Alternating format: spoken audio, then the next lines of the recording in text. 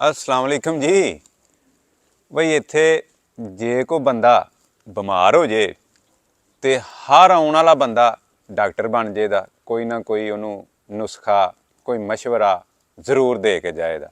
जे कोई बंदा मकान शुरू कर ले तो हर नंगदा बंदा जड़ा ना वो समझो इंजीनियर है।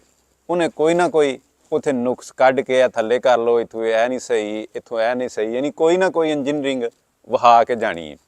तो जे बंदा कोई गल कर पवे तो समझो कि हर बंदा ही मुफ्ती है। तुहाडे ते फतवे इंज वजन दे जिवें लोहे लै लैन तू सावें हुंदे ने।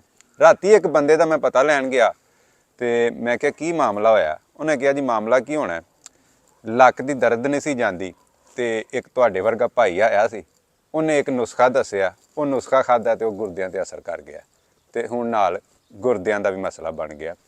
कहण दा मकसद ये वे कि कदी भी ਇਹ ਰਾਹ ਜਾਂਦੇ ਜਿਹੜੇ ਦਾਨਸ਼ਵਰ ਤੇ ਇੰਜੀਨੀਅਰ ਡਾਕਟਰ ਹੁੰਦੇ ਨੇ ਨਾ, ਇਹਨਾਂ ਦੇ ਆਖੇ ਲੱਗ ਕੇ ਤੇ ਕੋਈ ਕੰਮ ਐਸਾ ਨਾ ਕਰੋ ਕਿ ਜਿਹਦੇ ਨਾਲ ਮਜ਼ੀਦ ਨੁਕਸਾਨ ਹੋ ਜੇ। ਤੇ ਦਾਨਸ਼ਵਰਾਂ ਨੂੰ ਵੀ ਇਹ ਚਾਹੀਦਾ ਕਿ ਜਿਹੜੇ ਬਾਰੇ ਦੇ ਵਿੱਚ ਇਲਮ ਨਹੀਂ, ਜਿਹਦੇ ਵਿੱਚ ਉਹਨਾਂ ਨੂੰ ਤਜਰਬਾ ਨਹੀਂ, ਤੇ ਰਾਹ ਜਾਂਦਾ ਮਸ਼ਵਰਾ ਦੇ ਕੇ ਤੇ ਅਗਲੇ ਦਾ ਨੁਕਸਾਨ ਨਹੀਂ ਕਰ ਛੱਡਣਾ ਚਾਹੀਦਾ। ਬਹੁਤ ਮਿਹਰਬਾਨੀ, ਸ਼ੁਕਰੀਆ।